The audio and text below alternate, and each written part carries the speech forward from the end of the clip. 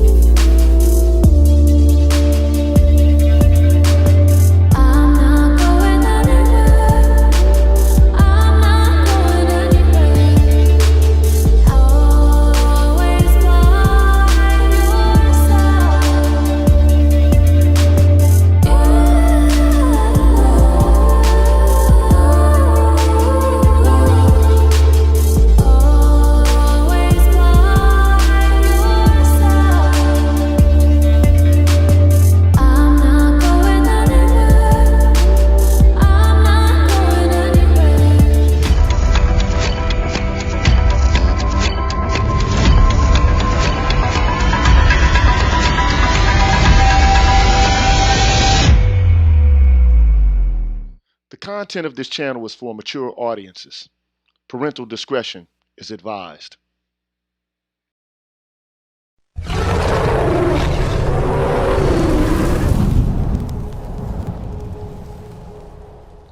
You're tuned in to the Green Gorilla channel. Please make sure to like the video, subscribe to the channel, and hit the bell notification button. And please, feel free to share the video. Thank you.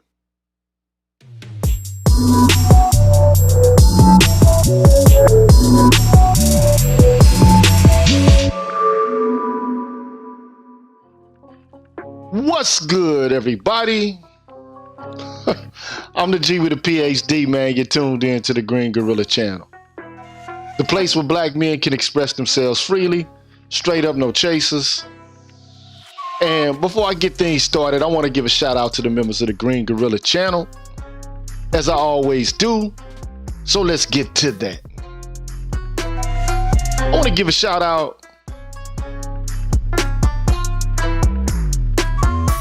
to The Face, Rais Muhajid, Mark Swift, Show Me, Black Dog, Odd Collard, Craig, Raphael Brown, Omni Americana, Deanne, Donald Watts, Barry Little, Ryan Jackson, hiphop.catv, Coach DC, The Remedy, Kashif Caldwell, Infamous Chillin', I Am Black Man, Nichita, True King 337, May Rest in Heaven, Force Windu, Mr. Blue Collar, Barnolas, Kyle J. Sura, I'm Just Jules, The Book of Ronin, Ab Media 83, Damon Harris, Brian McMurray, Mr. Lou Meth, TD Hip Hop Media, Drew Main, Shop Talk Live, Mr. Heat, Afro Analyst, NEU, Ronan Martin, Isa Abdul Zahir, Sir Anthony, Deshaun Nolly, ML Law, Charles Rogers, Universal 178, Black Swerve 404, Rashid Barnes, Aaron Smith, DH, See Truth the Revelator, Gold Professor, Black Pill Ned Stark, Arthur Unknown, Dr. Tiasan Johnson, Brian Williams, Kalon Jakala, Sherrod Martin, Ricky Dawson,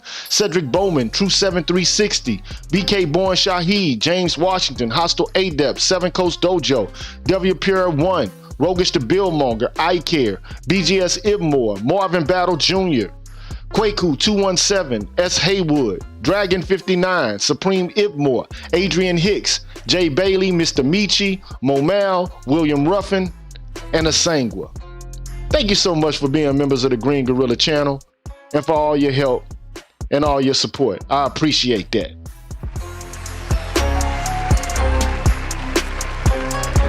I appreciate all your help and your support that you've given me in order to keep this thing going. Straight up. Now, if you're inquiring about here and how you can become a member of the Green Gorilla channel, well, here it is. What's good, everybody? I'm the G with a PhD, and you're tuned in to the Green Gorilla channel, the place where black men can express themselves freely, straight up, no chaser. Today, I want to introduce you to my new membership program that consists of 5 levels where you can invest in the Green Gorilla channel on a monthly basis and receive level-specific perks. Memberships are special because they improve the quality of the content of the channel and will help me to be able to keep the channel going. Now, to participate in the Green Gorilla channel membership program, all you have to do is hit the join button, which is located right next to the subscribe button on my channel page. Now, for all of my subscribers who decide not to participate in my membership program, nothing will change. The content will keep coming the way it always has. Thanks for watching, and be careful out here, people. Bless.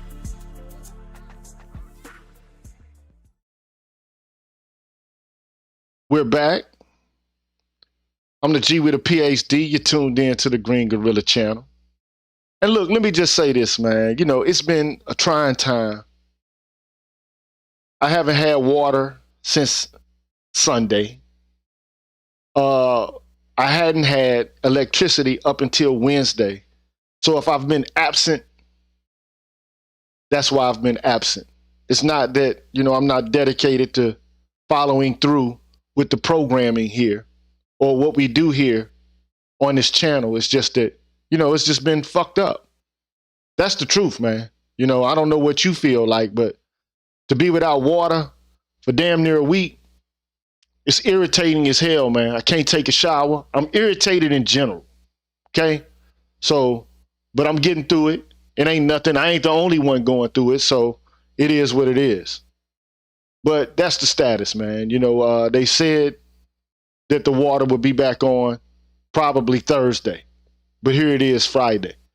You know, perhaps maybe it'll come on sometime this weekend. But that's highly unlikely since most people who work in the service-oriented trades, construction, stuff like that, they don't work on the weekend. But maybe perhaps because it's I wouldn't even call it a natural disaster, but whatever, man.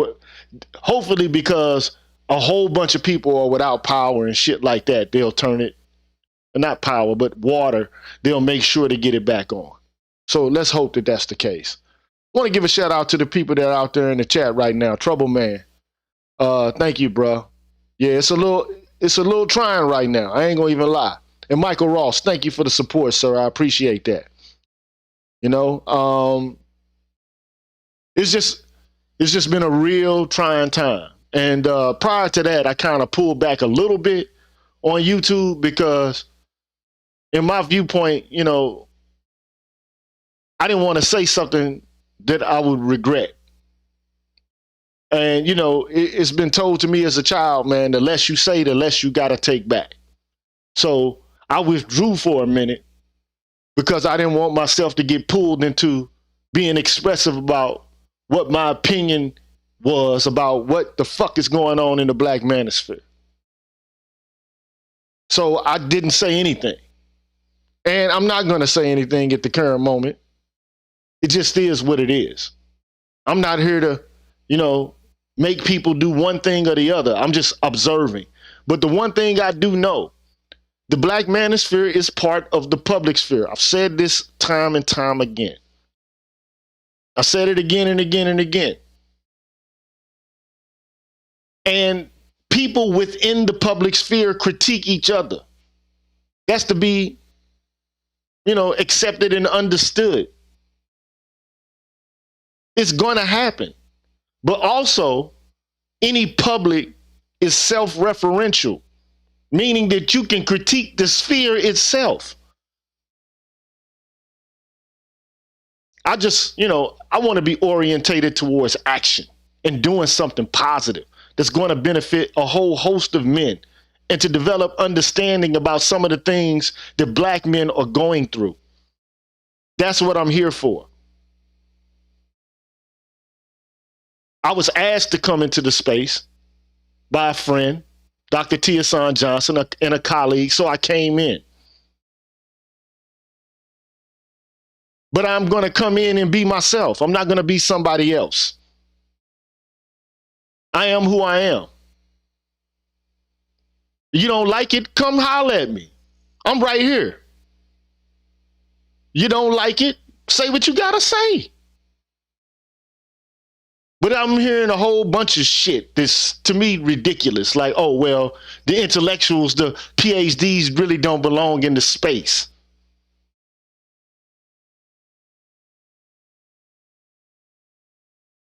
Really? That's how you feel? Well, motherfucker, I ain't going nowhere. Just like the song say at the beginning. I ain't going nowhere, man. I'm not leaving. I'm here because I think there's work to be done here. That's it. So I ain't going nowhere. Now, I also will say this, though. I see a whole bunch of crazy shit, whole bunch of tap dancing and goofy shit.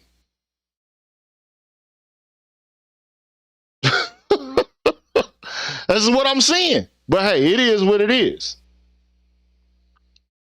It is what it is. I just got to keep pushing and keep doing what I got to do. Now, you all know what the subject matter of this show is supposed to be about. It's about black culture and the worst elements of it. And how did we get here? And why it seems almost impossible to get out of it. And it's all under the backdrop and the context of what recently occurred to the grandparents of a rapper, an Alabama rapper from Mobile named Honeycomb Brazy. They were killed in a house fire. And the deaths are being investigated as homicide. And a lot of people are going to sit back and look at this and say, that's just so sad. You know, niggas, you know, they can't do right. And that may be the case. They're not doing right. Maybe they can't do right. Maybe we're ontologically flawed. Maybe we are inherently malevolent. Maybe there's just something fucked up about us. Maybe it's the choices that we're making. Anyway, man, the grandparents of this boy, man, and that's what he is. He's a boy, man. Because you can tell by the subject matter of which he speaks that his mind is not fully evolved to manhood. No disrespect, but it's the same shit that, adolescents do to try to prove their manhood. I'll kill you. I'll hurt you. I'll fill you with lead. I'll bust you upside your motherfucking dome piece. It's the same shit.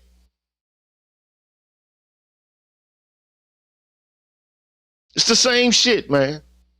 The parents, the grandparents of this boy were killed in a house fire. Now, if you listen to this guy's music, like I said, he's talking tough talk. He probably lived a tough life. He probably is gang affiliated. He probably is. His grandparents, man, were killed. Then the firefighters were called to the scene after the fire started. Later in the evening, 2 victims were found burned in the wreckage. But witnesses say that they heard gunshots around the time of the fire. So in other words, they shot the house and burned it up. All connected to what this boy was doing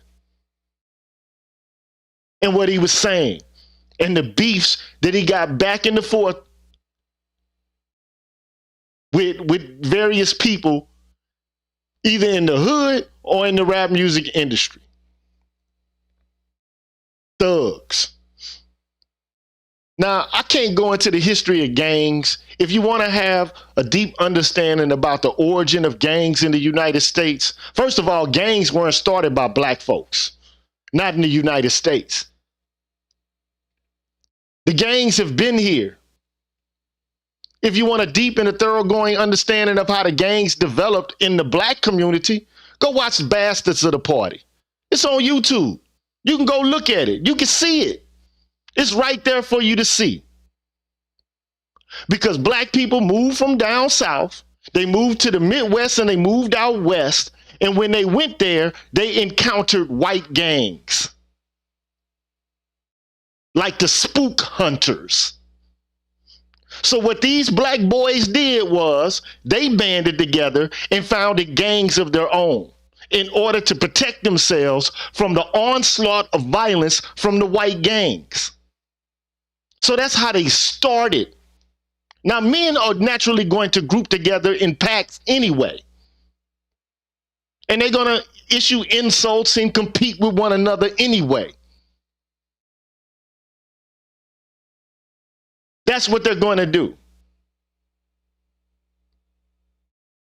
But somehow, this competition in our community, and not to say it hadn't happened in other communities. I mean, look at the Italians, look at the Russians, the Chinese, the Japanese, Yakuza, the triads. I've been over this before. But typically, the violence doesn't spill over to family members. Typically, it doesn't happen. But it's happening now. We got a thug and a welfare culture. A culture bereft of value and an ethos. And how did it happen? How did it develop? Now I can spew off a whole bunch of bullshit from my mouth. But this is something I've actually taken the time to study. It's not something that I'm pulling out of my anus. I've studied this. So what I'm about to take you through is my study about this to understand how we came to this place and why it seems like we can't get out of this place. And some of the words I use may be big words, but they're not false words. And if you have a difference of an opinion, come tell me. Speak to me. You don't have to get on another show and do a show about it. Speak to me about it.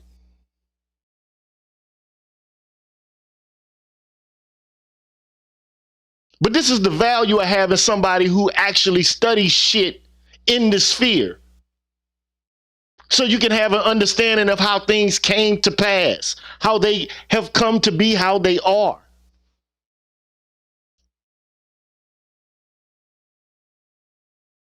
It's necessary. So let me just get right into it, man. Let me just say what it is so you can understand it, man. So you can know how I came to be, how I came to pass. Now, I'm going to tell you this.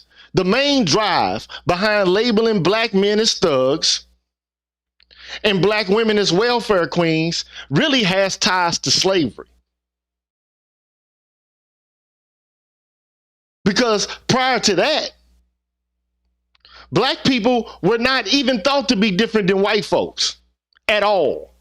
I mean, of course, there were prejudices and chauvinism amongst different people from different cultures, but it wasn't like it is now.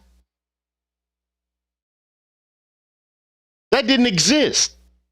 Now, of course, look, African people are phenotypically different than white folks.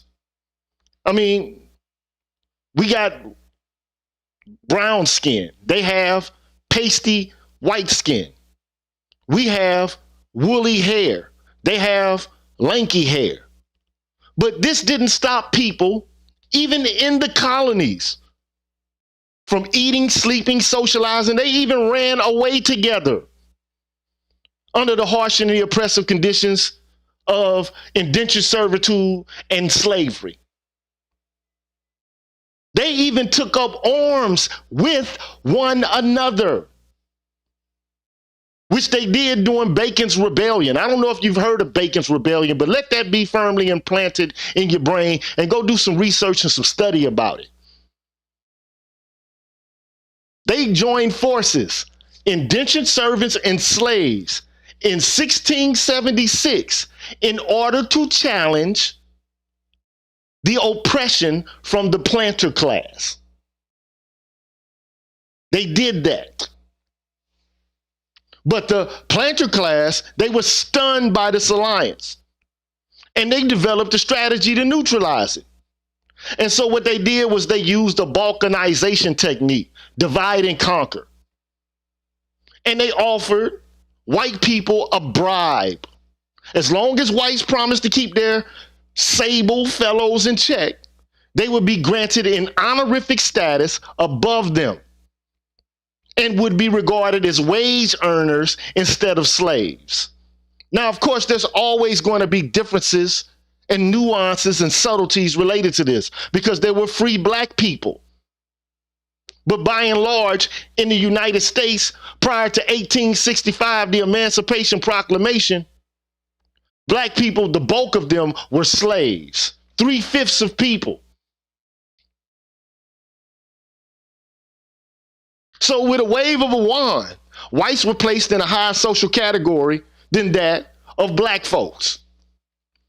So it was then from there on asserted that black skin and woolly hair were devilish traits and revealed a natural taint. And it was a lie. It was cooked up for the sake of justifying the institution of slavery and for separating the mutual economic interest of black and white laborers.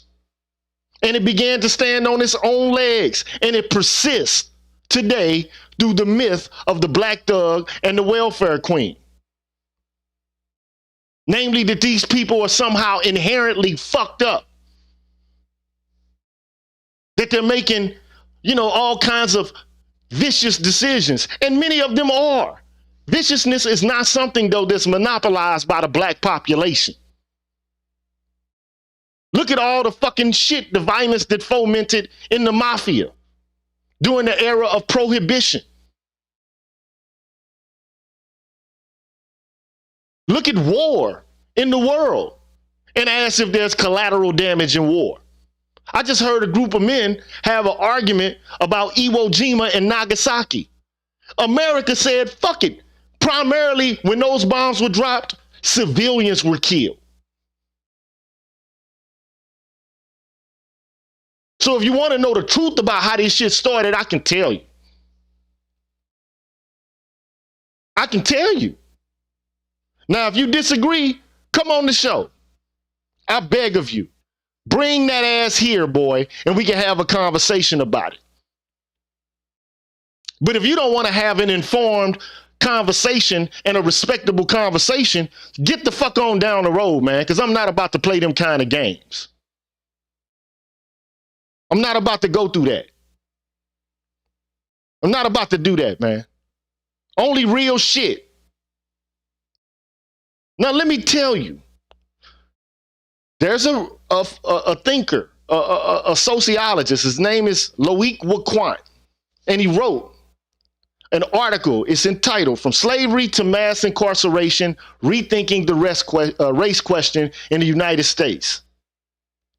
And he says, the first three peculiar institutions, and they're called peculiar for a reason, slavery, Jim Crow, and the ghetto, have one thing in common.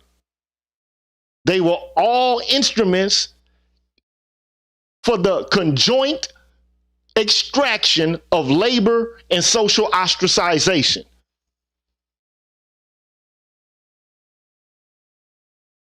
That's what they were created for. All of them. We want free labor, and we're going to set you aside from the body of people that live here. These are the facts. This is academic, man. There is shit tons of literature on this subject, man. This ain't shit that I'm cooking up and pulling up out my ass. They were designed with the express intent of exploiting black labor and creating an almost impenetrable form of social cleavage.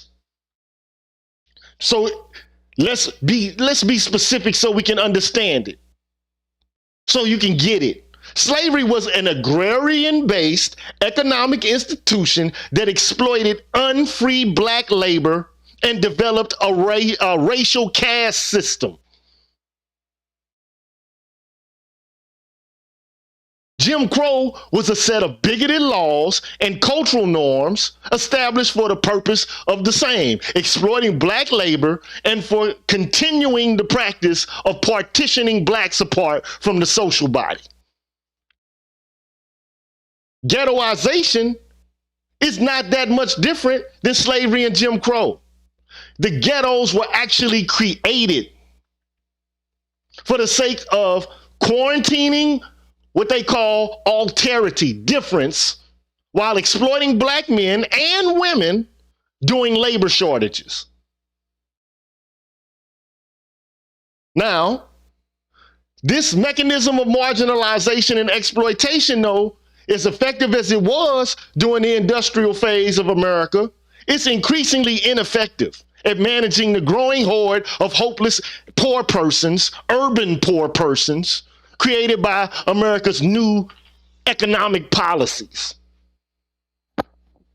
We have a post-Fordist. If you don't know what Fordist economics is, go look the shit up. Henry Ford, he developed a form of industry where the people who work for him actually could make a goddamn living wage, is what he did. But those situations, those conditions are gone. They're over with. We don't have a Fordist economy anymore. This is an austere neoliberal economy, service-based, is what it is.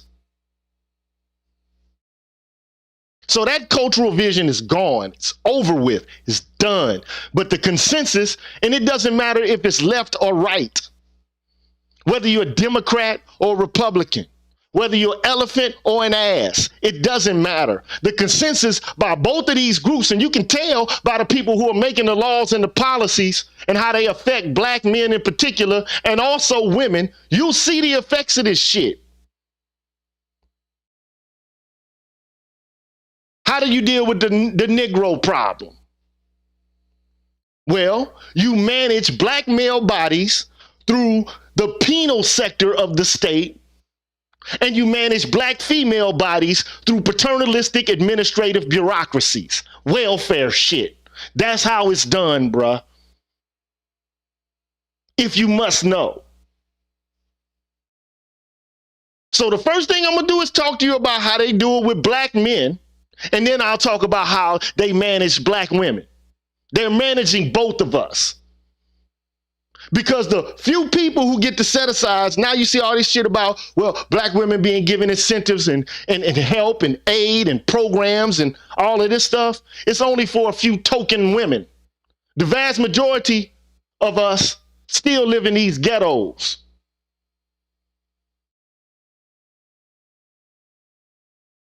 Or some form of it. Now I'll tell you, the black ghetto is not the way that it was prior to the civil rights movement. It doesn't bear any resemblance to it, other than in name. I'm going to tell you why. Because right now, you got a tightening of wage labor. You got a diminishment of welfare protection for real. And then you got the increased use of penalization as a means of social control. And that what that means is the ghetto is becoming more and more like a prison. That's the facts. They're increasingly becoming more and more, the ghetto it's more and more like a prison. So what you got is a triple relationship between what's almost functionally equivalent, structurally homologous, and culturally syncretic, which means ultimately it serves the same purpose. It's basically in the same form, and it has the same value system. So the ghetto is the prison now. That's the facts, man. Look at the values being espoused by all the people there. It's jail culture, bruh. I know it. I've been through it. I know jail culture when I see it. And that's black culture right now in the ghetto. These are the facts, man.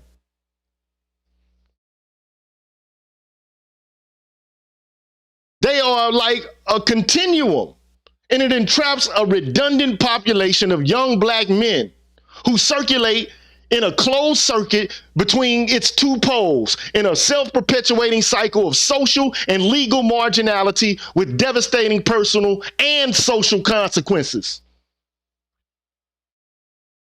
Now, it's important for you to understand that the way that the carceral state, the prison state, is used to control the black population, that ain't nothing new. It's not new, man. Because directly after emancipation and Reconstruction, a law and order rhetoric was devised. That's what they came up with first. As soon as it was over with, slavery, okay, now it's time to get law and order.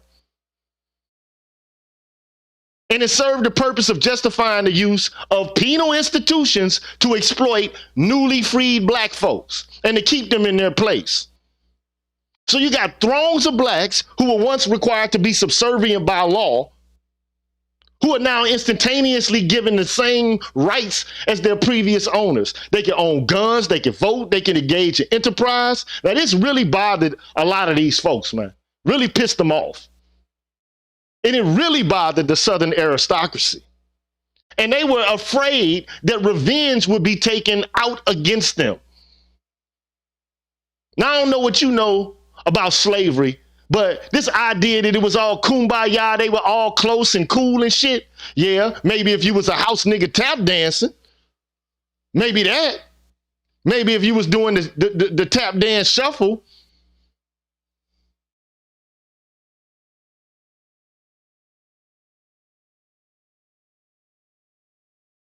That wasn't a positive situation for us, man. And I'm starting to hear a lot of people, like act like that situation was cool. It wasn't that bad. It wasn't that fucked up. In the manosphere? Really?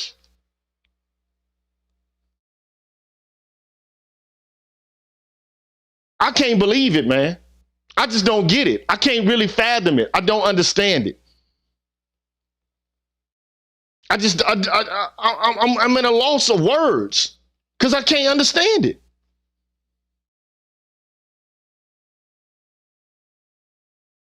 So you got all these black folks who are now able to have guns, vote, and do all this other stuff. They actually able to own businesses and get money and to make money. But it didn't just bewilder the Southern aristocracy, it bewildered poor white people who had taken the racial bribe. They took it, bruh. They took it. These are the facts. They became accustomed to the racial caste system and a symbolic set of privileges that they got from it. So it had to be strange to them. This white folks, to see their niggers who are no longer following their rules and their customs, their mores related to racial etiquette, and they were no longer acting and behaving like they were supposed to. Something had to be done. We got to do something. Something's got to be done about this. The solution? Criminalize black life itself. Now, when you start to create a condition like this, it becomes self-fulfilling and self-preserving. And a lot of people don't want to talk about that. They just want to talk about personal responsibility and choices and decisions. Yeah, decisions in the context of what?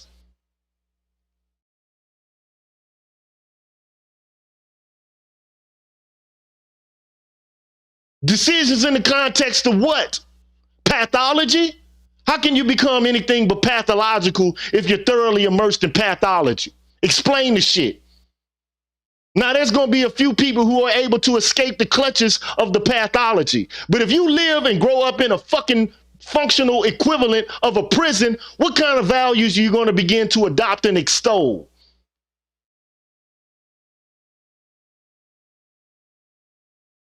Which ones? So then at that time, right after slavery, you got Southern legislators and they drafted new laws that targeted black people for the express purpose of controlling and managing their existence. You had pig laws, vagrancy laws, laws against walking too close to the railroad, laws against speaking too loud in the presence of white women, laws against loitering. It goes on and on and on. And they're indicative of the kind of unjust statutes that were contrived in cities and counties all over the South for the purpose of returning blacks to a condition as close to slavery as possible. Now, although slavery was outlawed, it was not outlawed in cases where people were convicted of felonies. The penal system, with its practice of convict leasing, became an institution that supplied the continued exploitation and management of black male bodies. Now, the difference between the law and order rhetoric of America's past and its implementation today is that in the past, it served two purposes: of justifying exploitation and marginalization. But today, because of market deregulation, mechanization, welfare downsizing, the outsourcing of labor, law and order rhetoric and the imagery of black male thuggery primarily serve the purpose of social ostracization and the devaluation of black male life. Do black men do fucked up shit? Absolutely. But what's some of the reasons for how this shit came to be? And why does it seem like it's almost impossible to get out of it? And just don't forget now, it ain't just black people that blow up people's houses, bruh, and kill babies and shit.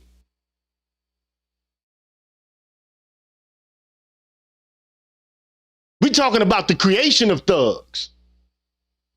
How you take a group of people who are known primarily as Uncle Ben, Uncle Tom, mammies and shit like that, and turn them into thugs? If we learn thug shit, we learn it from these motherfuckers, because they the original thugs, man. Let's just be honest about that shit. But nobody wants to have an honest, open, and a candid conversation about that shit. It's time to drop a bomb on it.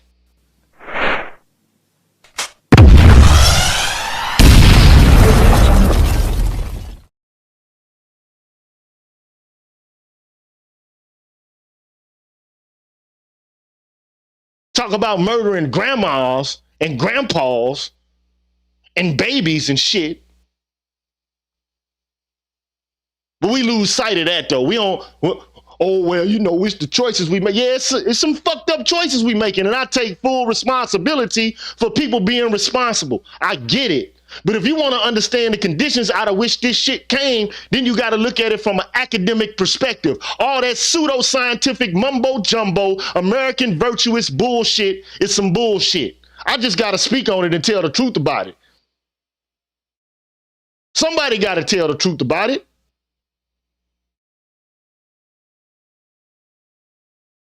Otherwise,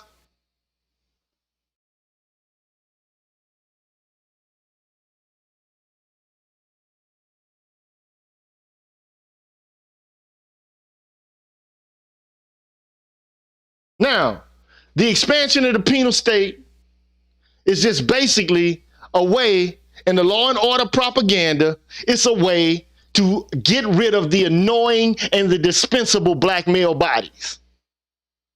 That's what it is. The contemporary penal state or system in the US is functionally equivalent to the ghetto because it uses controlled violence to restrict and contain a dishonored group of people. That's how it's functionally equivalent. How is it homologous? Basically, it comforts the same types of dominating and oppressive social relationships. And is culturally welded to the ghetto in that it upholds several of the functions of the penal state, the ghetto does. But the chief problem, the biggest problem with the relationship between the ghetto and the penal state is that the ghetto is no longer able to serve the dual function that it once was able to serve for black people.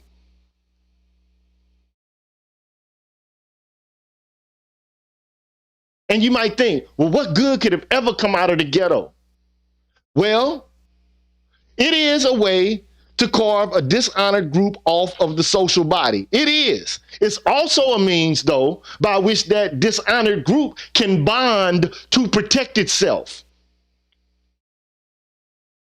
But with the rise of mass incarceration, the ghetto is actually moving. It's permutating into a hyper ghetto. And it no longer encourages that bonding and collective protection. See, the reality of the black hyper ghetto can best be understood by distinguishing it from the traditional communal black ghetto. Because you used to have a communal black ghetto. Me and Sanddog was talking about this the other day.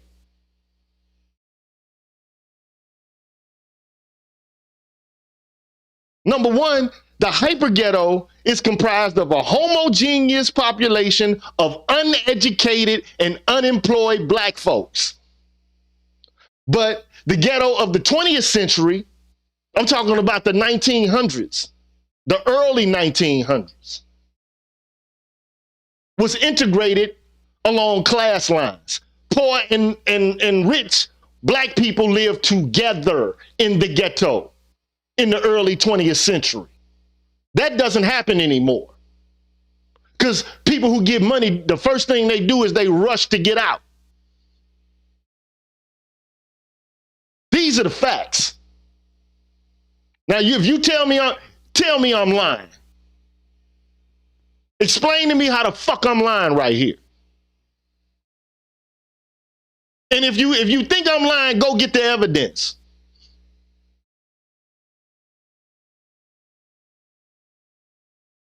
Number two, the hyperghetto is merely a repository of unwanted black bodies.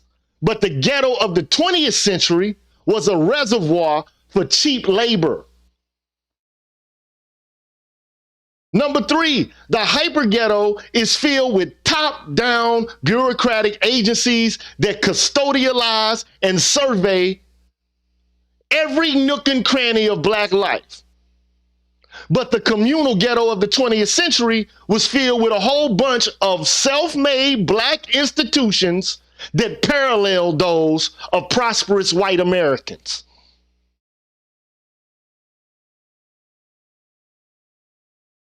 And finally, the hyper-ghetto offers no buffering protection from a dominating and oppressive police state.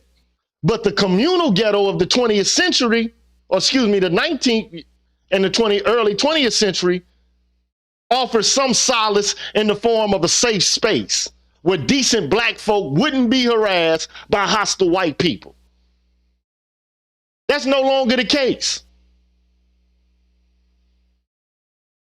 So you got two worlds that are colliding. They're colliding, bruh. And they're becoming increasingly indistinguishable, the ghetto and the prison. And the ghetto begins to take on the characteristics of the prison and vice versa. This is what Wacquant, he's an ethnographer and a sociologist, he calls it deadly symbiosis.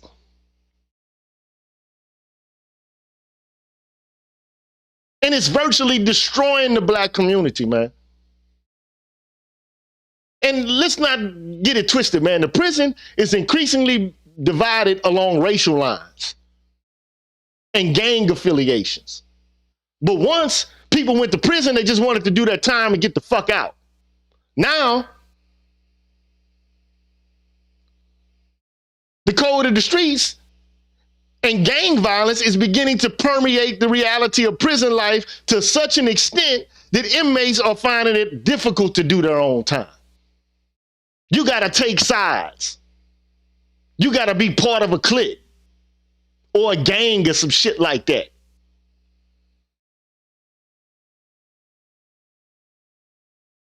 Because a lot of inmates are pressured by threats of violence to take sides in contraband wars, just like the shit on the street.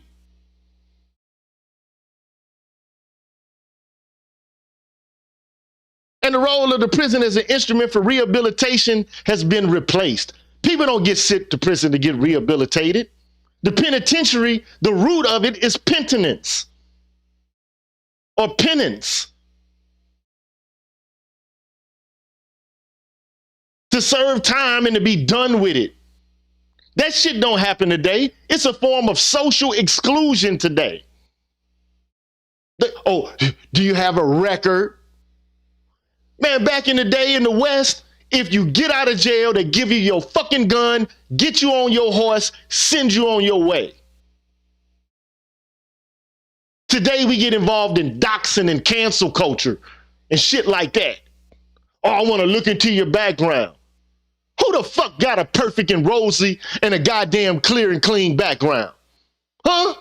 Who the fuck got that? Show me so I can burn your motherfucking ass to flames.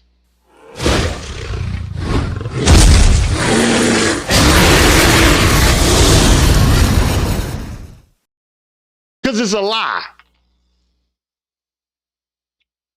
Ain't nobody working this God green earth perfect. Ain't nobody perfect, man. Nobody in this bitch is perfect. We all got dirt underneath our fingernails, bruh. And you might not have broke the law, but you done some shit you ain't supposed to do. And ain't no goddamn gone human being that's alive that ain't done some shit that they ain't supposed to do, bruh. Nobody.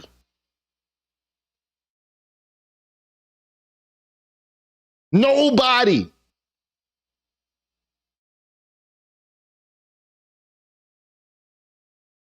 No, it's true. It's true. Mass incarceration is different than slavery. It is. It's different than Jim Crow. It's different than the ghetto. But it's functionally similar to them in very many respects. They each basically confirm that black people bear an inextinguishable taint, the curse of Ham. And it justifies their social and political exclusion. The exploitative element of black labor is gone because there's no need for it anymore. We done already built the motherfucker up. I tell you, and I'm going to tell you again. Oh, I told you. The first capitalist institution, the very first, was slavery. Those are the facts. Now, if you don't believe it, go fucking check it out and read. I'm telling you, go read.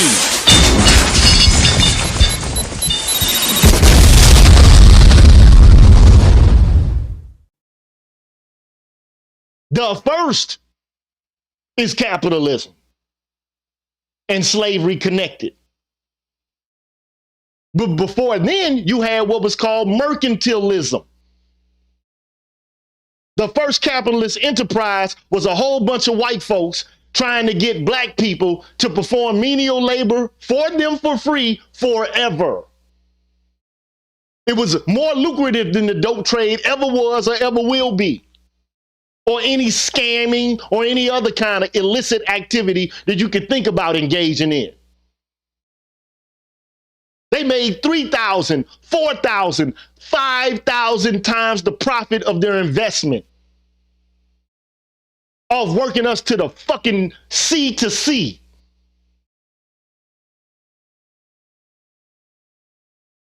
The West got powerful and came to ascendancy because of it. It wasn't that they were virtuous, they worked hard. If they was working so goddamn hard, why ain't they do the shit they motherfucking self?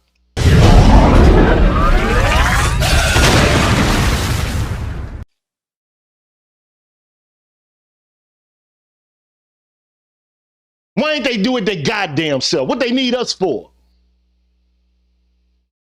They so goddamn virtuous and hard working and shit. Seem like it'd be pretty fucking easy to get a motherfucker to do all the work I need around my house while I sit with my feet up worrying about how I can manage their labor. But that's just my opinion though.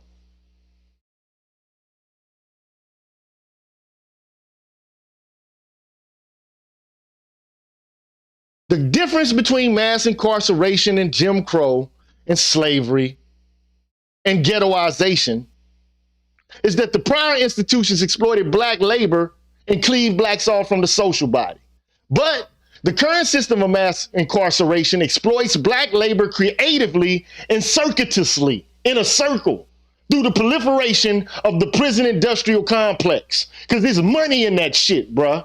It's money in policing. It's money in prisons.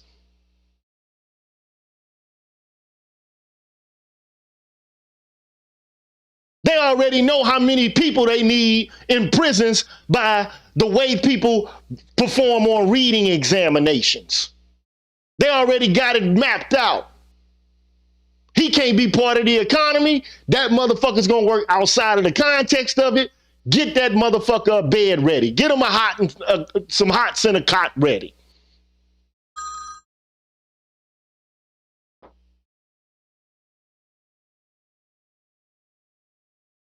They got private prisons, man. You can go into business and buy a prison.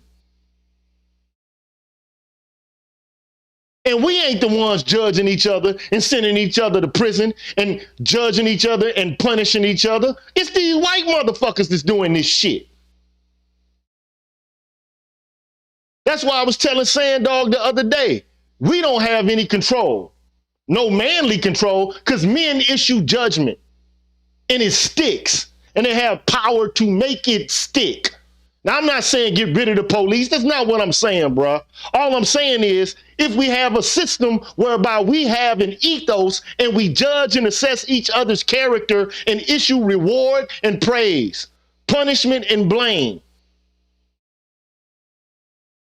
then we would be doing some shit.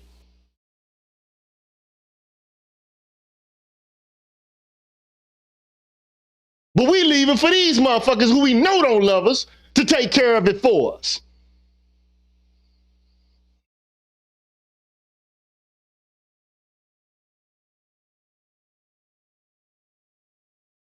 Those are the facts.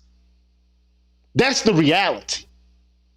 Now we can talk about how we got here and what we can do to change it. Some of you motherfuckers don't want it to change.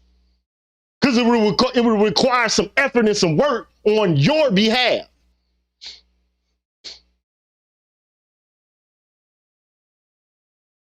But most of y'all don't want to do that shit at all. You just want a profession, some pussy, and a PlayStation.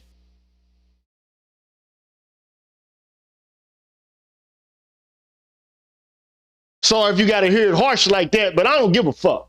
I don't care, man. I'm going to keep it 100. I said it was straight up, no chaser. Don't like it, man, get the fuck on down the road, man. It is what it is.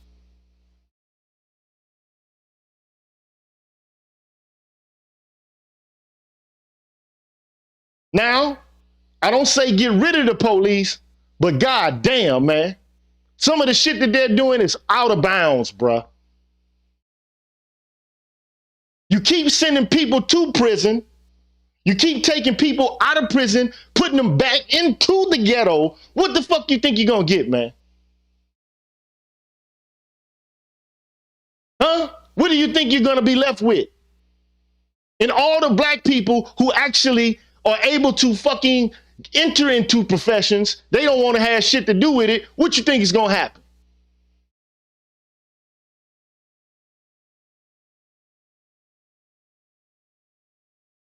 I'm just answering the question.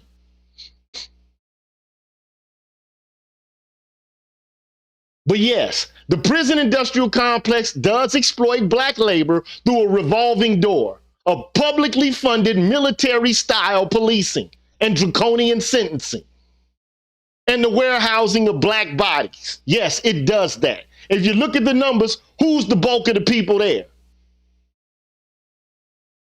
Now, I already told you again elsewhere, black people are no more likely to use and to sell dope than any other group of people. Where do you think opium came from? Didn't come from fucking Africa. I didn't know they had poppy fields and shit like that in Africa. Last time I checked, the shit was in Asia.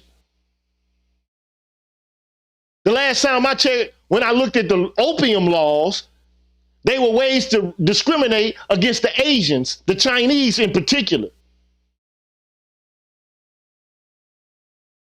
You want to know where cocaine come from? Comes from America, the coca leaf. All this shit was used by these cultures, man, for centuries, bruh. The active ingredient of Coca-Cola was cocaine. Have a Coke and a smile.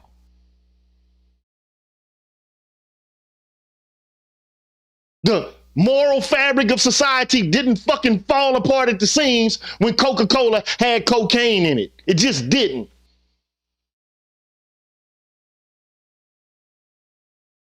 It did not. The poster child of drug use in America prior to the advent of all of these laws that restrict the use of drugs, along with alcohol, which, by the way, alcohol is the most dangerous drug known to man. And a lot of y'all motherfuckers drink a lot of alcohol. It kills more people and causes more accidents and more violence than all of the other drugs combined. These are facts. If you want to debate, come holler at me.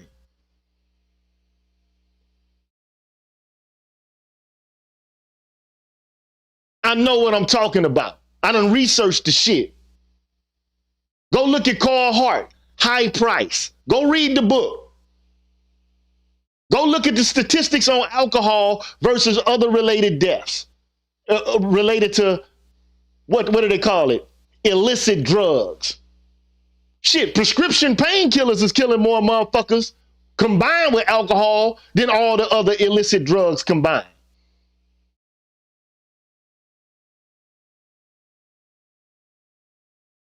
And all of this was done under the so-called war on drugs. So police departments all over America began to use SWAT teams with paramilitary tactics, no-knock raids, flashbang grenades, battering rams, capturing C's. You would think it was an actual fucking war. You got kids in the house, man, with small amounts of dope, And they battering the shit in like it's a goddamn military operation in Iraq or Afghanistan.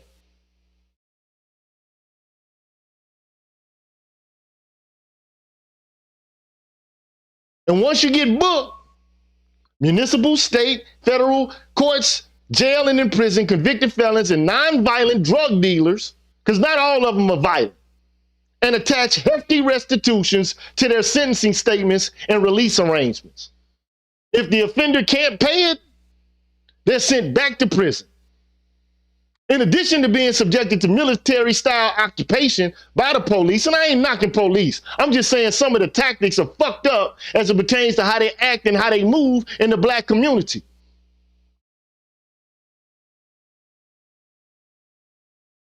I got some close friends and associates and frat brothers that's police, and they know what's fucked up and what's bad and good about their own institution.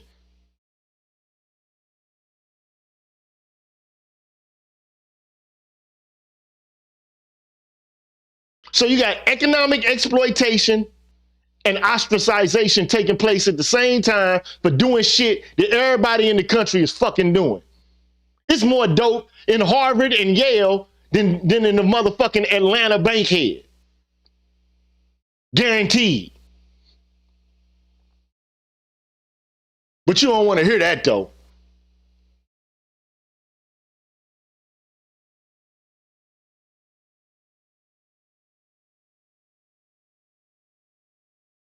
And it's a long list of public and private corporations that make use of prison labor for profit. That's a fact. If you want to know how we got here.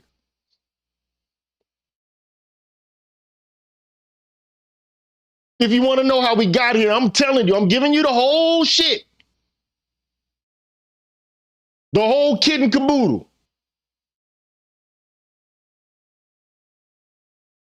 And the media exploits black labor through the proliferation of hypersexualized thug imagery.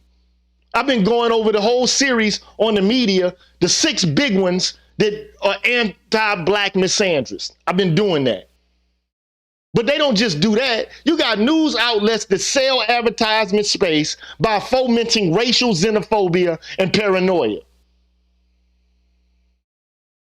They basically got sexy and titillating stories about, crack bust-ins and Pookie and Ray Ray fucking up.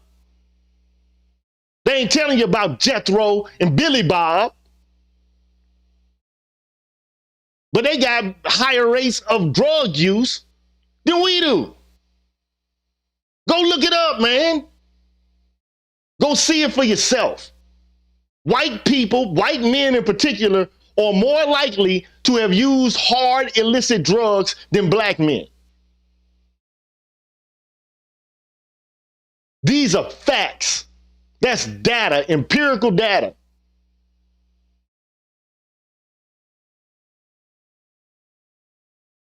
But then you got people like Rush Limbaugh in the past, Bill O'Reilly. They had careers based off that shit. Race baiting.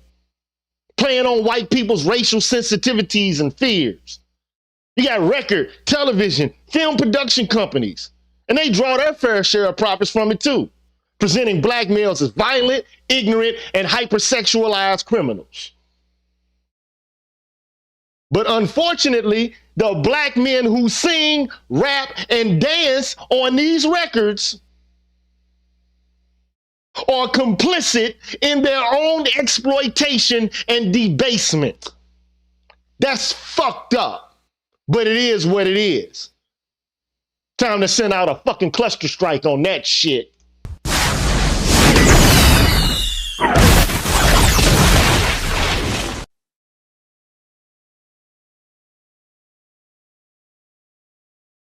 Honeycomb Brazy. See, what black men have done is, I guess they said, fuck it.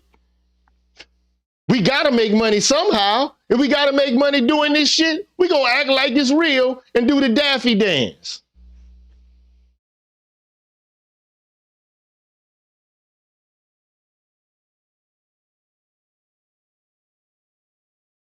You say that's what we gotta do, make some money, boss? Well, let's do it. We ought to make some money, boss. No, I'm not, look, not knocking that man. Because human beings are violent all over the planet. This is just a fact. Male, female, black, white, red, brown, whatever the fuck. People are violent, man.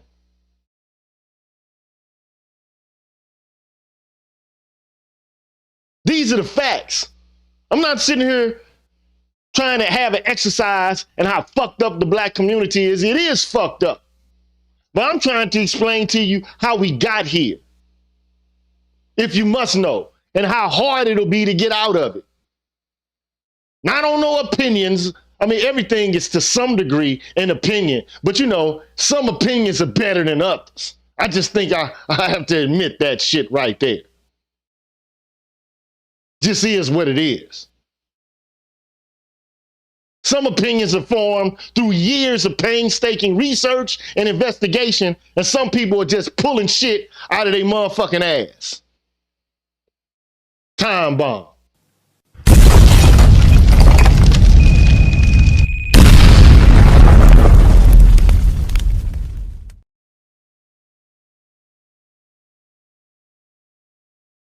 Because black men portraying themselves as gangsters and thugs for profit, they become the contemporary equivalent of minstrels. That's a problem. But the unfortunate consequence of this modern day minstrelsy is many black men in the hyper ghettos have begun to wholeheartedly identify themselves as those who deride, kill, and exploit them, as essentially criminals and thugs. Through what I call the negative evaluation of honor, many black men are attempting in vain to flip the script on criminality through the wholesale co-optation of the criminal image. It's like trying to co-opt the word nigger. Oh, so, you know, we're going to use nigger because we're going to take the sting off of it. So if we call each other niggas, then somebody else calls us nigger, it ain't going to make us feel like we nigger.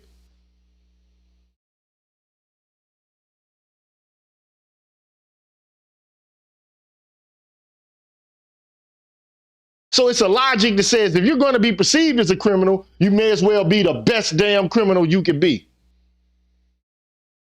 Now, the problem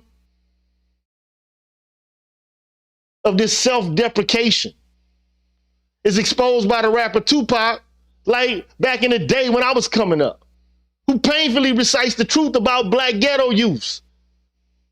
One of the most popular songs off his record, All Eyes on Me, the album, man. He say he wanna be, he say he gonna be, he say he wanna be, shorty wanna be a thug.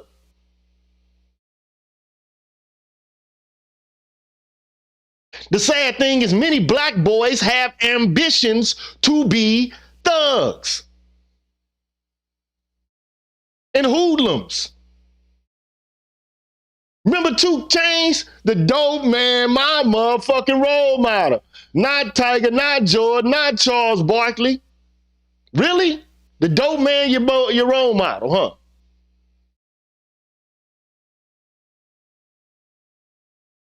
Now, look, the dope man's respect comes from his ability to carve out an opulent living apart from the system. In the midst of cruel, even harsh structural conditions. But no matter how you try to spin thug imagery and lore, the tragic fact remains. You can't sublimate that shit. It's not going to result in a healthy and a positive self-image, man. It's not.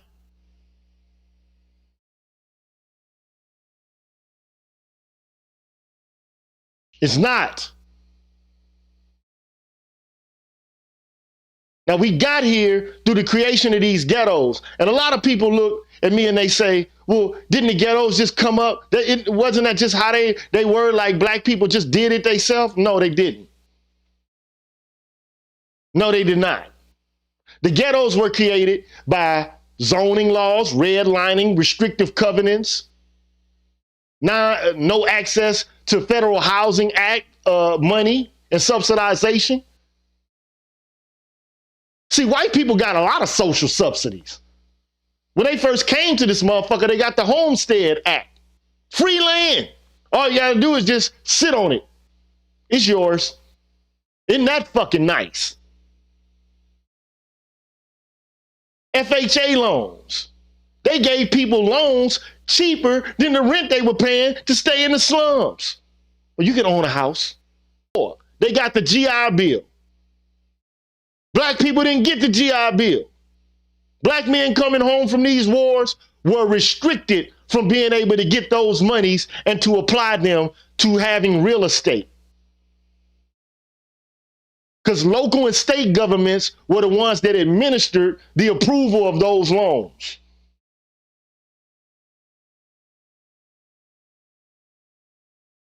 So how do you get out of that? How do you get out of that?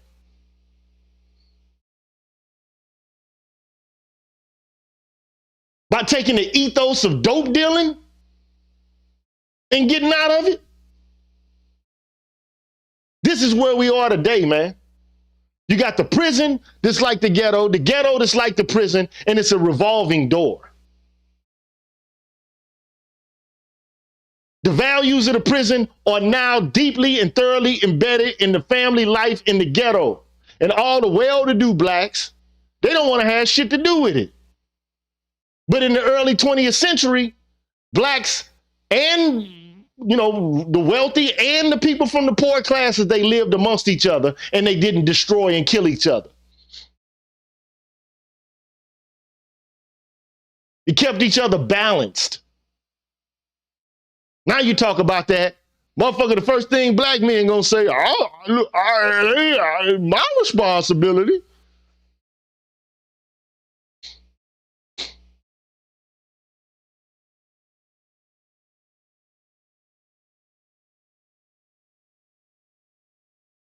I'm just telling you how it was. Because back then you couldn't have integrate, you couldn't move where white people live. And to be perfectly honest, if you look at the segregation patterns of residencies, you'll find that they're still similar to what they were prior to desegregation. The school system is the same way. I see Mogul May says that.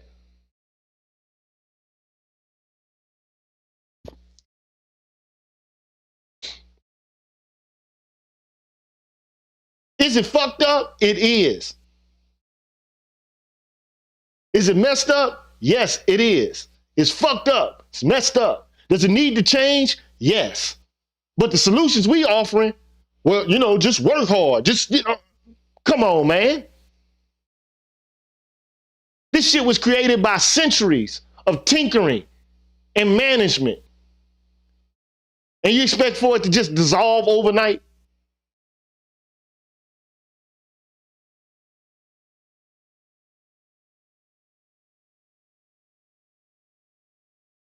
And keep it 100, I see you in here. Shout out to him. I know he might disagree with some of the shit that I'm saying, but I gotta just lay the facts out there. I'm not playing games with this, bruh. We gotta talk real about this. We gotta analyze this.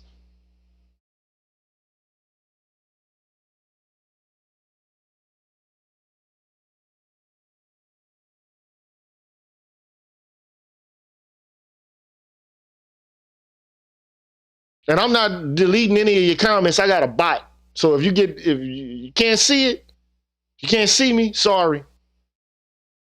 Your comment doesn't come to the fore, sorry. But these are the facts, man. Times are different. The ghetto is not like it used to be.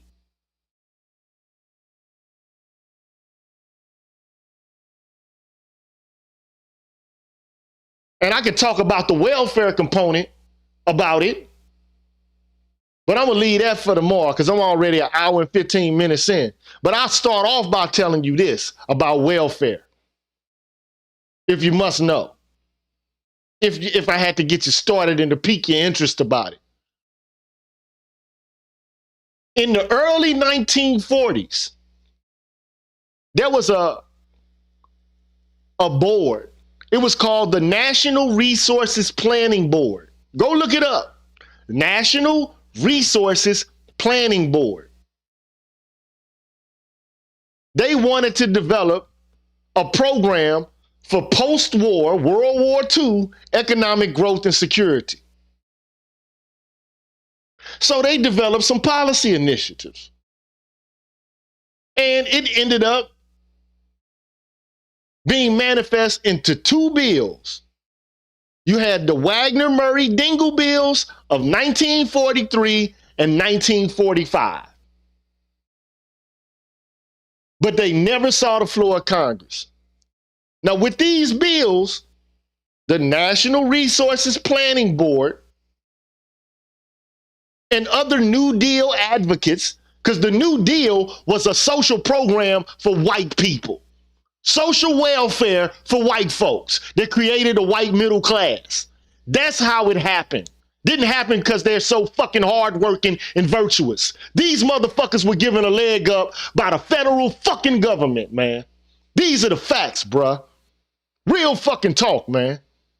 We just gotta be real about this shit. They was living in slums before then, man.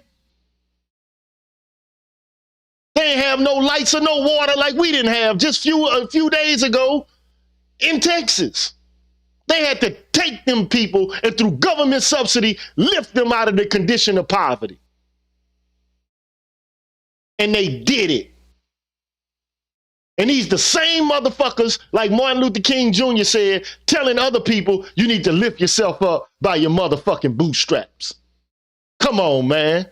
What kind of bullshit is this, man?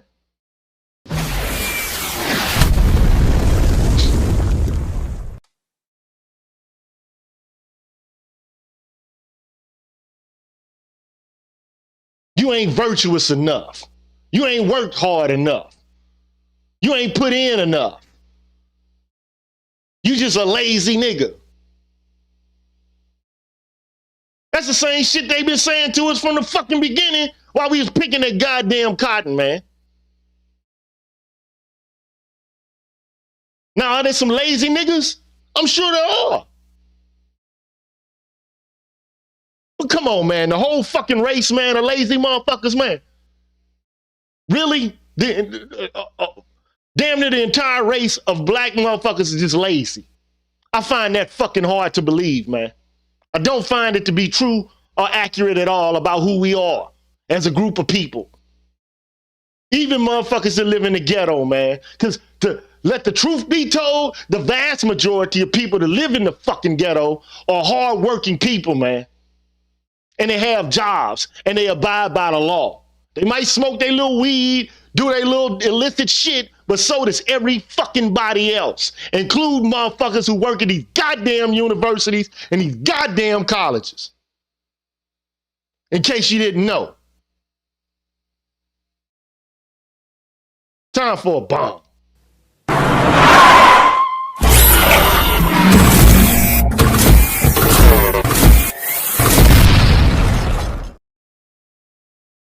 That's the reality.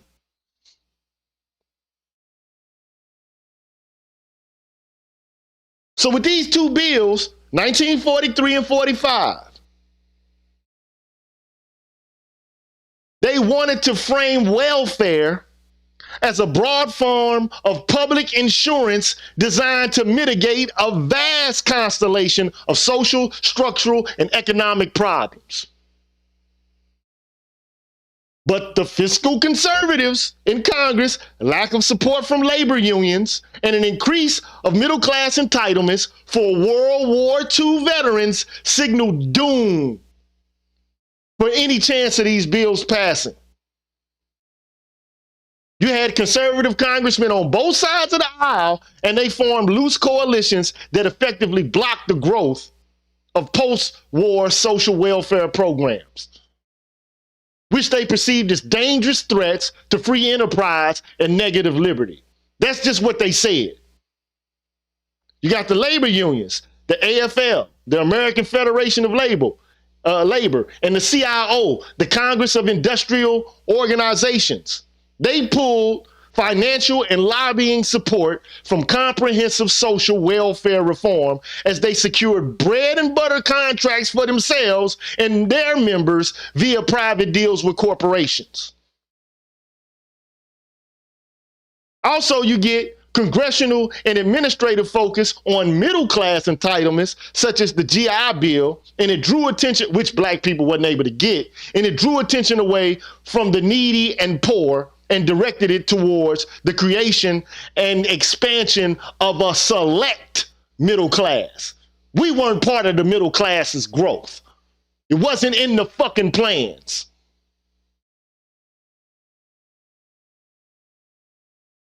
They did everything they could to prevent us from being able to be members of the middle class, and we still got motherfuckers in it.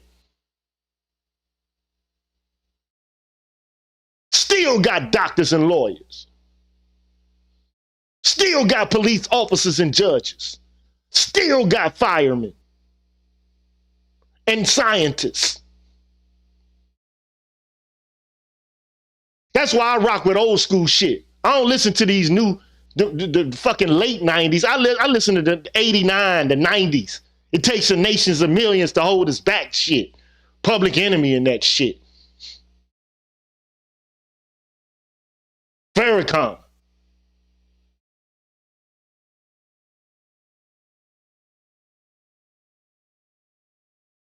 And I'm going to talk more about welfare tomorrow. But see, welfare for these women, it was never intended to go to single mothers. It was only intended for widows. But they expanded it to deal with single mothers on account of the kids, so to say, so to speak. That's how all this bread and butter shit with this ghetto shit in the hood, how it came to be.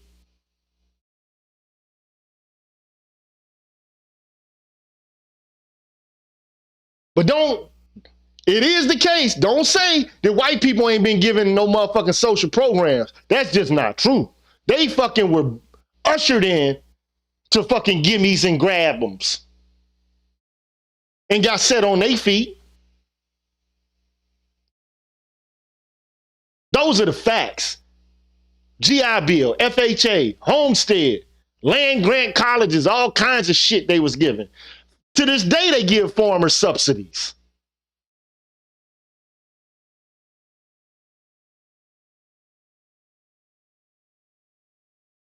This is just the truth, man.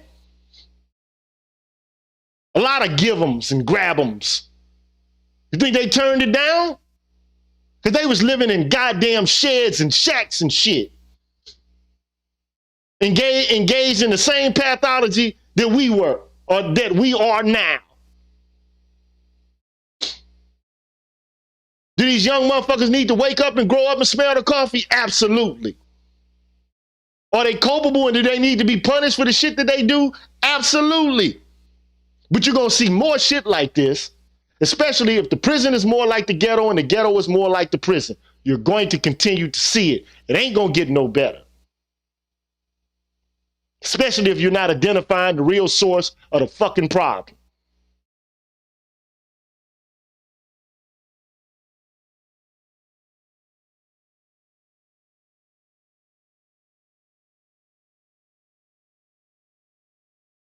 Those are the facts. And if any of you think that I'm lying about it or think that I'm off in my assessment or my evaluation, feel free to come and say what you got to say. I'll be waiting.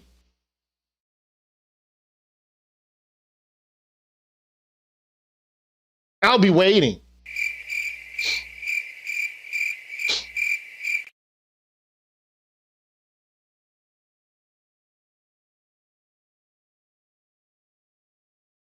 And I hate free riding as the next motherfucker. Trust me, I don't like nobody to get shit off me and they ain't doing nothing in order to get it. They just gonna sit off and dime off of me. No, no. Man, woman, or child. You're gonna wash some dishes, do something. If I'm giving you something, you're gonna do something.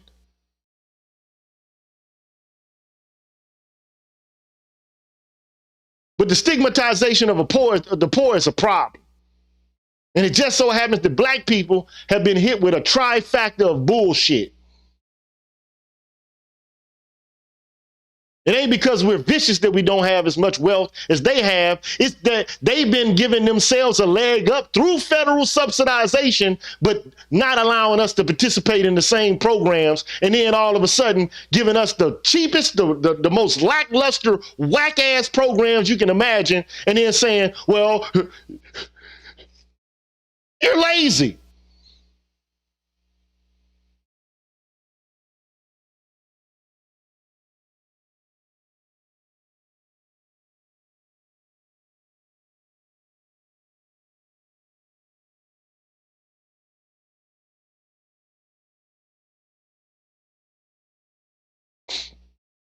Now, I ain't gonna lie. I just like to tell the truth, man. I know what happened, and I know what these people did. Do we bear responsibility for the fucked up shit we do? Yes, we do. But you're gonna see more little honeycomb brazy incidents because you got a group of people who are growing up in a fucking ethical vacuum.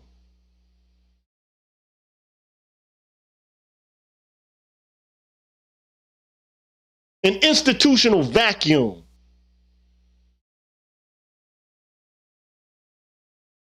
Everything is breaking down in our community, man. We done exhausted all the reasons why everything is going wrong with our interpersonal relationship with women and shit like that. But that's just a fucking goddamn sign of something deeper.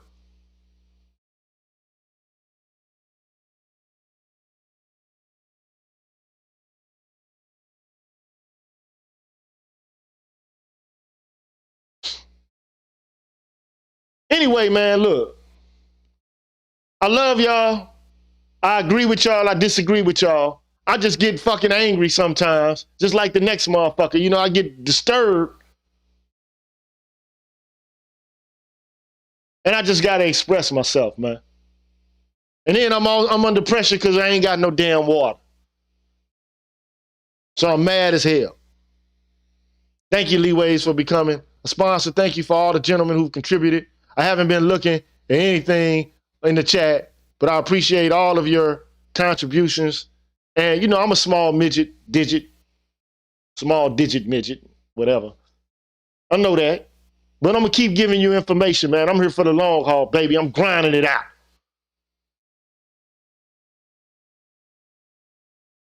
I'm here to grind it out with y'all, man.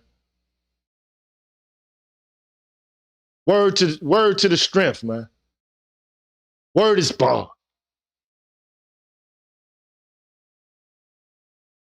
So anyway, man, I done talked enough tonight, man. I would say I was about to run my shower water. And look, let me say this shit before I close, man. A sword has two edges. This is why I love Aristotle as a philosopher, man. Because you can err either way. You have errors of excesses and errors of deficiency. You can be too courageous or too little courageous. You can be too giving or too little giving. You can be too nice and not nice enough. You can be honest and too honest or not honest at all. The virtue lies in the midpoint between two extremes. That's why I like his shit more than anybody else's way of thinking about virtue and correct moral action. Now, you can go excessive with negative liberty and laissez-faire capitalism, and you can get too deficient with it. In the state of Texas, they went too far with it. And it resulted in not creating infrastructure that could handle fucking 3 inches of snow in 10-degree weather, which is absolutely ridiculous in a culture that is as technologically advanced as ours.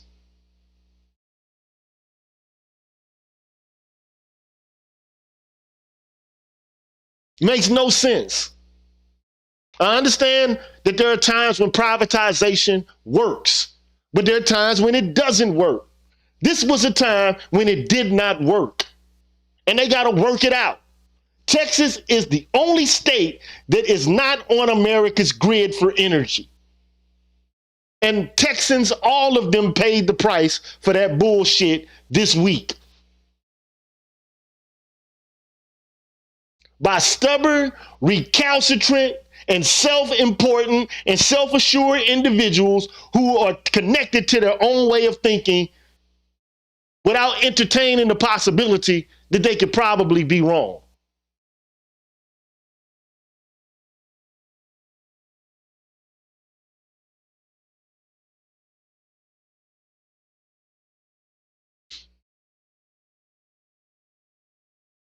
There's nothing wrong with it to some extent if it doesn't go overboard. But anything can go overboard. There's nothing that can't go overboard.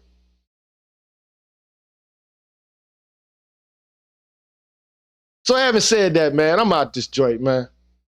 You know, I'll let y'all later, man. Peace out. I'm ending the stream, cutting it short. Peace out, y'all. 1.